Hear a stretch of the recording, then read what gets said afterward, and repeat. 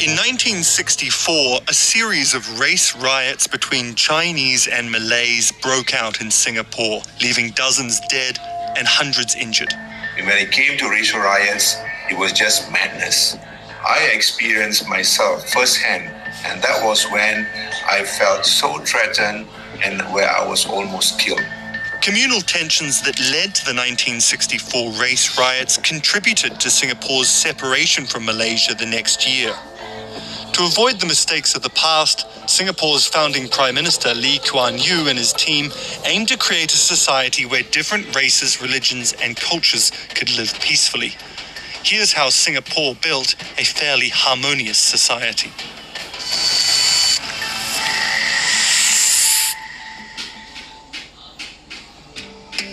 Singapore has a population of 5.7 million people.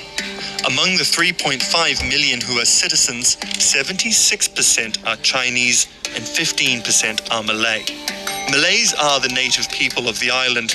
During British colonialism, immigrants from China, India and other parts of the world came to Singapore as the island was being developed into a trading port. By the 1870s, Chinese had become the majority population in Singapore. In 1959, Singapore obtained self-governance from the British. To completely break away from colonial rule, in 1963, Singapore joined the Federation of Malaya, part of Malaysia today. But it was a difficult union, plagued with differences in political approaches, economic conditions, and sharp exchanges between leaders from both sides. The relationships then were just not getting on. Between the majority Singapore Chinese, 75% Chinese from Singapore, in a merger with Malaysia, which are predominantly Malay, 55-60% Malays. The community in Singapore, the majority Chinese, have been doing very well economically. The Malaysians feel that they will be undermined should the Chinese in Singapore continue to gain economic supremacy over the peninsula. And in Singapore, the idea was that all races should be treated equal. But in Malaysia, there was a different outlook because Malay leaders and Malay politicians felt they were sons of the soil. There was a sense that Malays should always have the political dominant position. In 1964, increasing racial tensions between Malays and Chinese led to a series of riots. Singaporean Malays are predominantly Muslims. On July 21st, a Muslim holiday to celebrate the Prophet Muhammad's birthday, clashes broke out between Malay participants and Chinese bystanders during a procession. Violence spread across the island, ravaging Singapore for weeks, leaving 23 dead and 454 injured. In September, another series of riots triggered by the killing of a Malay rickshaw rider broke out. Zainul and a few friends were on their way back home from Friday prayers when the curfew was imposed on September 2nd. Buses were full, so they jumped on a lorry for a ride, but the lorry broke down in a Chinese area. A lot of Chinese youngsters were standing by the roadside watching, and suddenly when they saw this group of about 20 Malays rising from the lorry to come down to get alternative transport, they must have thought that we were there to attack them. And the next second, he came out with bicycle chains, iron rods, acid bulbs, and pandemonium broke loose. They just randomly were hammering, killing people on the street. But fortunately for me, I was able to grab a moving taxi and fled to safety. But that was not the end of the story, because when I took the taxi ride and reached the other side where I live, which is Geylang area, which is the Malay area, it was the reverse. Malays were beating up innocent Chinese, trishaw pullers, fruit sellers, who used to be friends at one time. The September riots resulted in 13 deaths and left another 106 injured. About a year later, Singapore separated from Malaysia and became an independent state. Be firm, be calm. We are going to have a multiracial nation in Singapore. We will set the example. This is not a Malay nation, this is not a Chinese nation, this is not an Indian nation. everybody will have his place. Equal. Language, culture, religion. The Singaporean government enshrined multiracialism in its constitution and implemented major policies and initiatives based on these principles for education, housing, politics, and community development. One of the first things that Singapore's leaders did was to break down the language barrier between ethnic groups. 4 official languages, English, Chinese, Malay, and Tamil, were established, but English was designated as a common language. Pupils in Singapore are required to take English as a first language, as well as a mother tongue language. So that enables them to not just hold on to their heritage, their ethnic culture, but at the same time be able to interact with people of a different race. At first, there was resistance from Chinese parents, but enrollment to Chinese schools gradually dwindled and those to English schools grew. English is the language of the civil service of government. Parents saw the writing on the wall. If English is the language of the civil service, you go to an English school so that your child can get a job in the civil service, which is an iron rice bowl. English became, in a way, a unifying language for Singapore.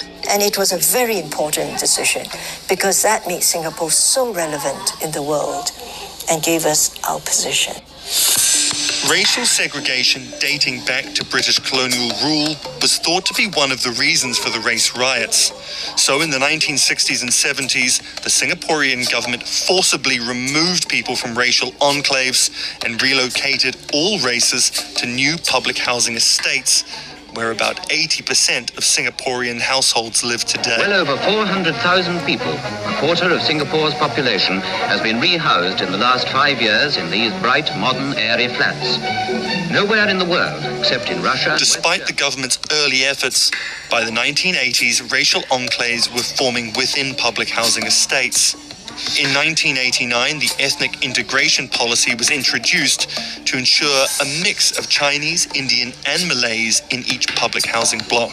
It's not just having different race groups on the same corridor and they walk down the corridor and say hello to each other, or they, meet in the town square and they see different race groups. Their children go to the same neighborhood school, and that is a value. But critics see mixing ethnic groups in public housing as a way of social control. On a political level, Singapore has policies to ensure multiracial representation. In 1988, an amendment to the Parliamentary Elections Act was passed. This introduced the Group Representation Constituency, or the GRC, which required political parties to field at least one minority candidate in each GRC team, composed of 3 to 6 members. Currently, there are 17 GRCs, which mean there are at least 17 minority members among the total 93 members of the parliament. Previously, you could have a party putting up a Chinese candidate just hoping to get the majority Chinese to vote for them without having to worry about the Malay voters. But now, no party, no candidate can behave in that way anymore. But detractors said the group representation constituency was introduced to make it harder for the opposition to win elections. In 2016, the Constitution of Singapore was revised to include reserved elections. This meant that a presidential election would be reserved for a particular racial group if no one from that community had been president for the past 30 years. The 2017 election was the first reserved election, and it was reserved for the Malay community. But compared with the Prime Minister of Singapore, the President plays a largely ceremonial role and doesn't hold much power. The government also initiated ethnicity-based self-help groups to uplift the socio-economic status of the poor. Employees in Singapore are expected to contribute a small percentage of their monthly income to one of the 4 ethnic self-help group funds, according to their ethnicity.